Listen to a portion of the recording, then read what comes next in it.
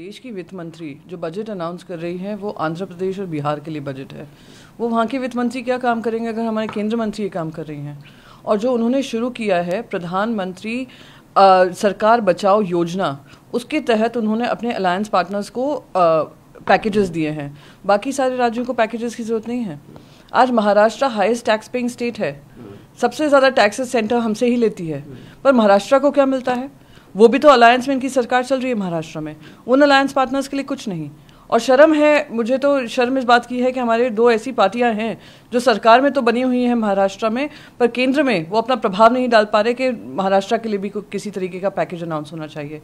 ये एक और चीज़ दिखाता है प्रधानमंत्री जी का महाराष्ट्र से जो विरोध बना रहा है जब से वो प्रधानमंत्री बने हैं, मुख्यमंत्री से लेकर प्रधानमंत्री तक, वो इस बजट में स्पष्ट नजर आ रहा है। इसलिए आप तमिलनाडु ले लीजिए, आप केरला ले लीजिए, आप वेस्ट बंगाल ले लीजिए, किसी भी राज्य में जहां पर बीजेपी के विरोध की पार्टियां खड़ी हैं उनके लिए कोई पैकेजेस नहीं दिए हैं। ये दुर्भाग्यपूर्ण है, इसका हम प्रोटेस्ट करेंगे क्योंकि एक बहुत गलत प्रथा शुरू हो रही है और उसका प्रोटेस्ट अगर पुरजोर तरीके से नहीं किया गया तो आगे वाली सरकारें भी इसी तरीके का काम करेंगी।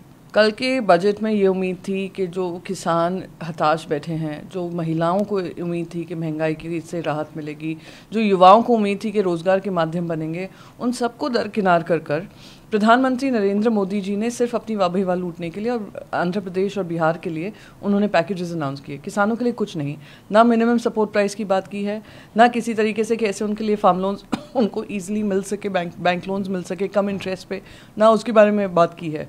तो आज किसान भी त्रस्त है। किसान को अपना जो क्रॉप बनते हैं, उनके जो अन्नदाता कहते हैं, अन्नदाता कहा जाता है, उनके लिए किसी तरीके की पॉलिसी या योजना का अनाउंसमेंट नहीं हुआ है। ये दुर्भाग्यपूर्ण है। और अगर वो किसान आकर विपक्ष से बात कर रहे हैं, वो इसलिए बात कर रहे हैं क्योंकि हम उनके हित की बात रखेंगे। विपक्ष की जिम्मेदारी होती है कि जनता की बात रखना। ये दुर्भाग्यपूर्ण है कि केंद्र सरकार सिर्फ अपनी मन की बात पे लगी हुई है। देखिए, नीति आयोग जो बना है सारे राज्यों की बात सुनकर, फिनेंशियल एलोकेशन जो होता है जो उनकी फीडबैक होती है उसके हिसाब से नीति आयोग केंद्र सरकार को एडवाइस देता है। पर जब केंद्र सरकार ही इस तरीके से भेदभाव कर रही है राज्यों में कि कुछ राज्यों का हाथ पकड़ना क्योंकि वो आपके लिए पॉलिटिकली सूटेबल है और कुछ राज्यों का हाथ छोड़ देना, ये किस तरीके से जो सौतेला व्यवहार हो रहा है, तो किस तरीके से फ़ायदेमंद रहेगा कि अगर नीति आयोग की बात नहीं सुनी जा रही है, नीति आयोग की ही एडवाइस नहीं केंद्र सरकार सुन रही है, तो हमें वहाँ पे जाकर अपनी बात रखने का पॉइंट ही क्या है।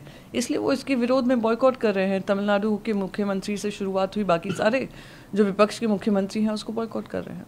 देखिए, जो स्पेशल स्टेटस की मांग कर रहे थे, मैं फ्लोर ऑफ द हाउस पे YSRCP और TDP के झगड़े होते थे, हर रोज़ होते थे स्पेशल पैकेज को लेकर। वेल ऑफ द हाउस में आकर प्रोटेस्ट होते थे इसी बात को लेकर।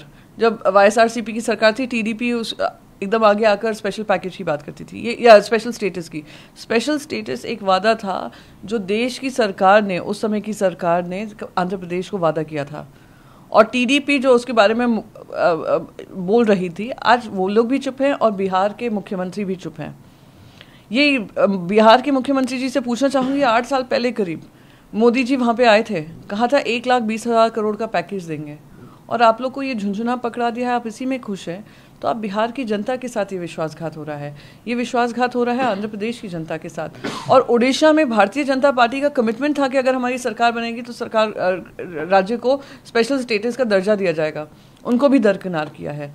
तो ये दुर्भाग्यपूर्ण है कि आपकी हिपोक्रेसी के चलते आप अपनी जो जहाँ की आपकी जिम्मेदारी मिली है उनके खिलाफ काम कर रहे हैं। देखिए, उनने सिर्फ और सिर्फ अपनी मनमानी की है राज्यों के लिए, क्योंकि पॉलिटिकली कन्वीनियंट है, पॉलिटिकली सूटेबल है। उन्होंने उन राज्यों का ध्यान दिया जहां से उनको लग रहा है कि सरकार बचाओ योजना के तहत ये 5 साल अपनी सरकार चला पाएंगे। पर यहाँ पे एक जो डिस्क्रिमिनेशन शुरू हुआ है, एक तो वो दुर्भाग्यपूर्ण है।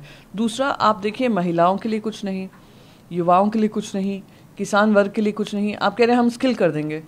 स्किल लेबर वर्कफोर्स पड़ी हुई है, वो इंतज़ार कर रही है कि उनके नौकरी के माध्यम बनेंगे। 9.2% अनएम्प्लॉयमेंट रेट है, और आप कह रहे थे हम अप्रेंटिसशिप प्रोग्राम देंगे। आप ये सोचिए, ग्रेजुएट, पोस्ट ग्रेजुएट जिसकी शुरुआत ही 25-30 हज़ार से होनी चाहिए सैलरी की, आप उनसे कह रहे 5,000 रुपये की नौकरी आपको दे देंगे।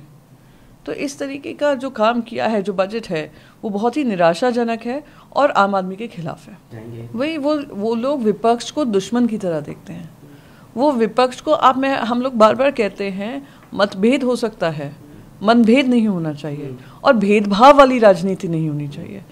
ईडी, आईटी, सीबीआई सबका इस्तेमाल कर लिया, फिर आपने जो सेंट्रल फंड्स, जो जीएसटी जैसे महाराष्ट्र को मिलने चाहिए थे जब तक हमारी सरकार थी, वो रिलीज़ नहीं किया। वेस्ट बंगाल की सरकार अभी भी उसके लिए प्रोटेस्ट कर रही है कि उनके मनरेगा फंड्स उनको मिलने चाहिए।